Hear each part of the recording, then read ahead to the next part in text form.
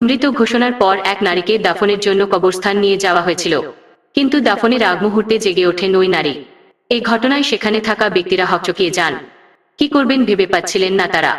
পরে দ্রুত ওই নারীকে আবারও জরুরি চিকিৎসা দেওয়া হয়। পুরো ঘটনায় তোলপাড় পড়ে গেছে। এই নিয়ে তদন্তেও নেমেছে কর্তৃপক্ষ। নার্সিং হোমেই থাকতেন ৭৪ বছর বয়সী ওই নারী। সেখানকার কর্তৃপক্ষ জানায় মারা গেছেন তিনি।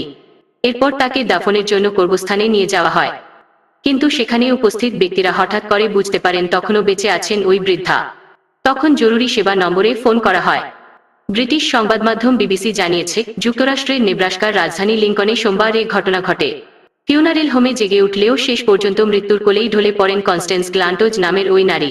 মৃত ঘোষণার 2 ঘণ্টা পরও তাকে নিঃশ্বাস নিতে দেখা যায়। এরপর তার শ্বাস প্রশ্বাস স্বাভাবিক করতে জরুরি চিকিৎসা সিপিআর দেওয়া হয়। দ্রুত নিয়ে যাওয়া হয় হাসপাতালে, তবে সেখানেই শেষ নিঃশ্বাস ত্যাগ করেন তিনি। এই ঘটনায় তদন্তে নেমেছে পুলিশ। তবে পুলিশ বলছে ওই নার্সিং হোম ইচ্ছাকৃতভাবে এমনটা করেছে বলে কোনো প্রমাণ পায়নি তারা। কনস্ট্যান্সকে নার্সিং হোমের হসপিস কেয়ারে রাখা হয়েছিল, তাই মৃত ঘোষণার পর তার মরদেহের ময়নাতদন্ত করা হয়নি। কেননা হসপিস কেয়ারে যেহেতু মরণাপন্ন রোগী রাখা হয়, তাই ময়নাতদন্তের প্রয়োজন হয়নি। জানা গেছে, কনস্ট্যান্সকে মৃত্যুর 7 দিন আগে থেকে একজন চিকিৎসক নিয়মিত দেখছিল। তার অবস্থা এতটাই খারাপ ছিল যে ওই চিকিৎসক তার ডেথ সার্টিফিকেট লিখে দিতে চেয়েছিলেন। তাই কনস্ট্যান্সের মৃত্যুর সময় সন্দেহ করার মতো কিছু ছিল না। পরে মঙ্গলবার স্থানীয় সময় বিকেল 4টার দিকে দ্বিতীয়বারের মতো কনস্ট্যান্সকে মৃত ঘোষণা করা হয়। এবার ঠিকই কনস্ট্যান্সের ময়নাতদন্ত করা হবে, আর তার ফলাফল হাতে পেতে লেগে যেতে পারে 3 মাস।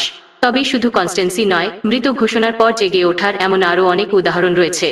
এ বিষয়ে অ্যাঙ্গোলিয়া রাস্কিন বিশ্ববিদ্যালয়ের স্কুল অব মেডিসিনের senior lecturer doctor Stephen huge জানান, এ ধরনের ঘটনা খুবই বিরল। কখনো কখনো মনে হতে পারে কারো মৃত্যু হয়েছে, কিন্তু তিনি আসলে মারা যাননি।